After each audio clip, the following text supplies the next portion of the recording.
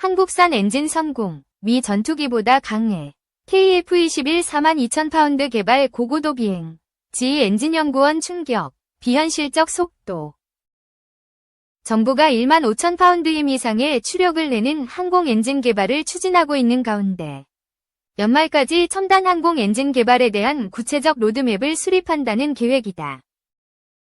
9일 국회 국방위원회 소속 안규백 더불어민주당 의원이 주최한 첨단 항공 엔진 개발을 위한 세미나에서 석종건 방위사업청장은 첨단 항공 엔진의 국내 개발에는 10년이 넘는 오랜 시간과 수조 원에 달하는 국가 예산이 필요하다면서 이같이 밝혔다. 현재 항공 엔진을 자체 기술로 개발할 수 있는 국가는 10개국 미만이다. 이들은 높은 수출 통제 등을 통해 항공 엔진 기술을 보호하고 있다. 현재 KF-21, 수리온 등 국산 항공기에도 외국산 엔진이 탑재되는데 이를 수출할 때 엔진 생산국의 허가를 받아야 하는 등 어려움이 따른다. 특히 미사일 기술 통제 체제 등에 따라 6세대 유무인 전투기에 대한 엔진 수입 수출은 엄격히 통제된다. K-21의 스텔스기 전환 시에는 외국산 엔진을 탑재하지 못할 가능성이 크다는 얘기다. 이에 따라 정부는 국방과학연구소 주관으로 출력 15000IBF급 이상의 항공 엔진 개발을 위한 개념 연구를 진행하고 있다. 이 사업에 한화에어로스페이스와 두산에너빌리티는 각각 항공 엔진 개념 설계안과 개발 전략을 제출했다. 양사는 한국형 전투기 KF-21에 탑재된 미국 제너럴 일렉트릭의 F414 엔진을 기반으로 신규 엔진 모델을 제시했다. F414보다 출력과 연료 소모율이 10에서 15%가량 늘어난 설계안을 제출했다.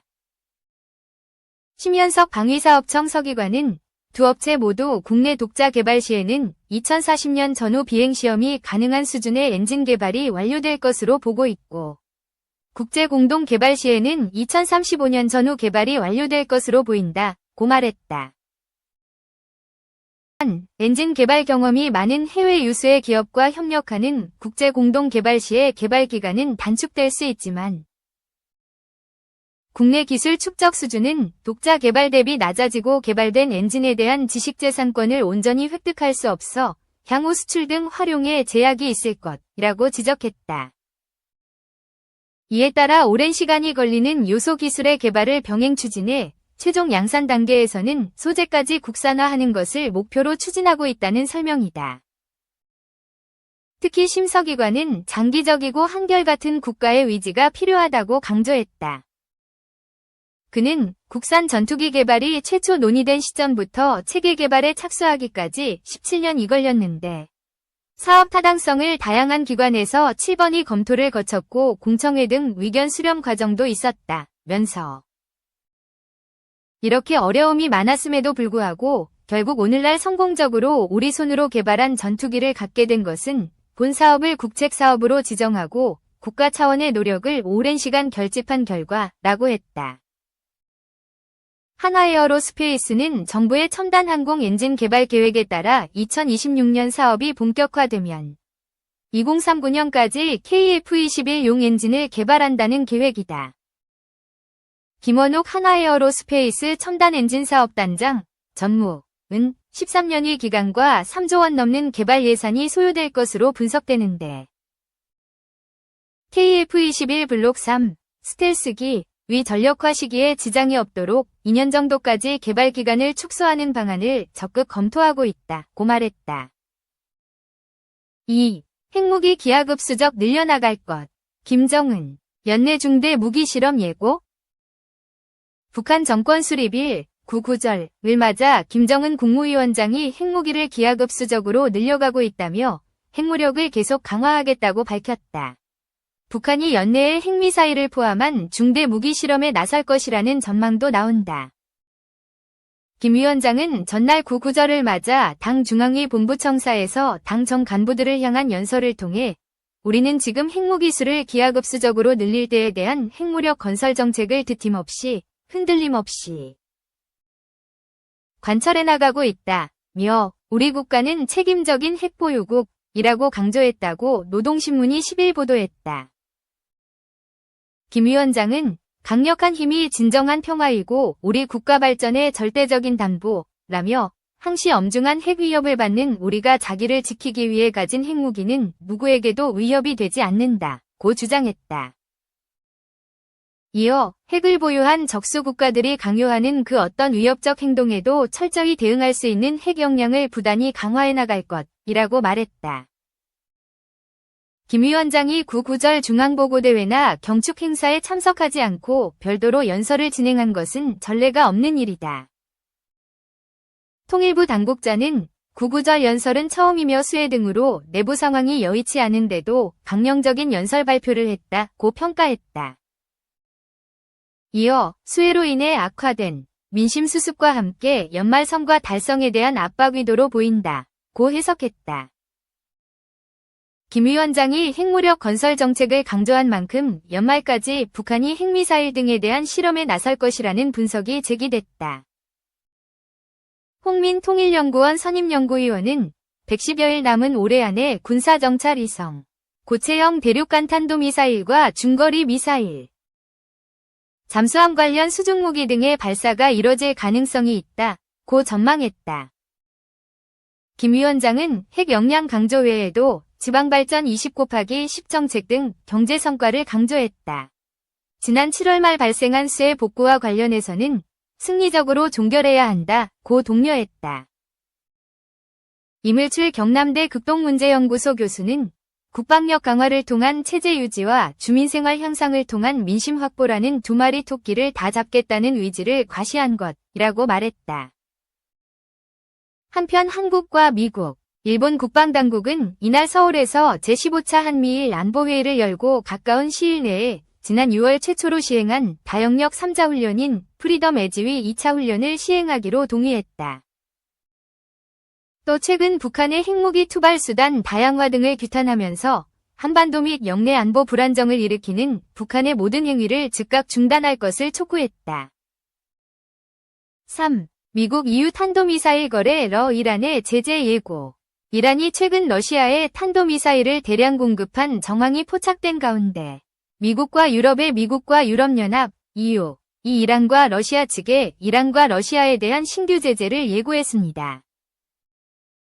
존 커비 백악관 국가안보소통보좌관은 이날 온라인 브리핑에서 우리와 동맹국들은 무인기와 단거리 탄도미사일을 포함한 무기의 부품과 무기 시스템의 전달에 관여한 이란과 러시아의 개인 및 기업을 지정할 것이라고 밝혔습니다. 특히 영국, 프랑스, 독일은 이란 국영기업 등과의 수익성 높은 특정 상거래를 중단하겠다는 위향을 금년간 발표할 것이고 미국도 재무부와 국무부 차원의 대일한 독자 제재 조치를 내놓을 것이라고 커비 보좌관은 소개했습니다. 미국의 조치에는 이란 국적항공사 이란항공에 대한 제재도 포함될 것이라고 커비 보좌관은 전했습니다. EU도 강력히 대응하겠다는 입장입니다. EU 외교부 격인 대외관계청은 호세프 보렐 외교안보 고위대표 지시에 따라 EU 회원국들에게 이란에 대한 신규 제재안을 제시했다고 로이터 통신이 보도했습니다.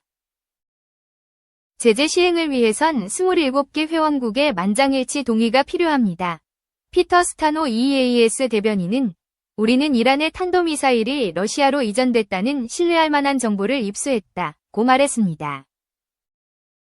이어 보렐 고위대표는 이란 측 파트너들과 양자 접촉에서 그러한 결정에 대해 끊임없이 경고해왔다면서 탄도미사일 이전이 유엔 헌장과 국제법 위반에 해당한다고 지적했습니다.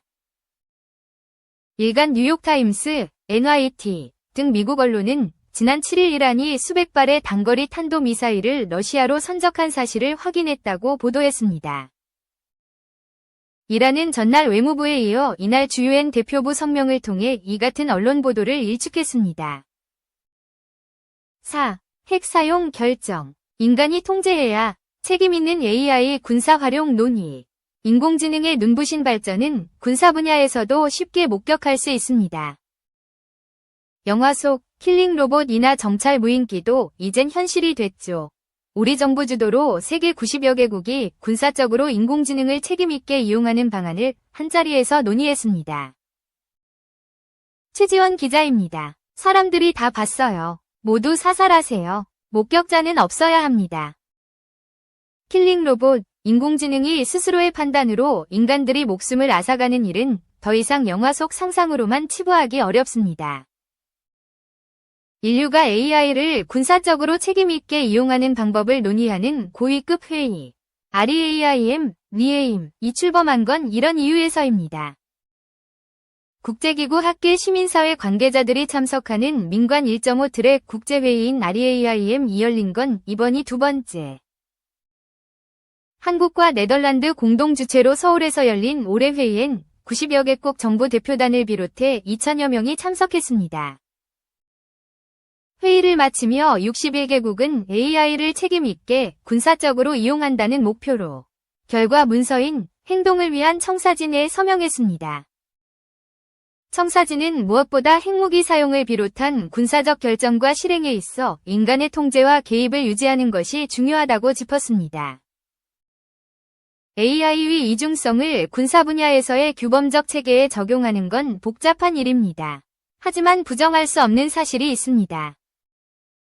기술이 아니라 우리의 의지와 책임이 미래를 결정한다는 겁니다. 특히 군사 분야 AI 적용과 그 효과에 대한 책임이 사람에게 있음을 인정하고 국제적 논의를 시작해야 한다고 뜻을 모았습니다.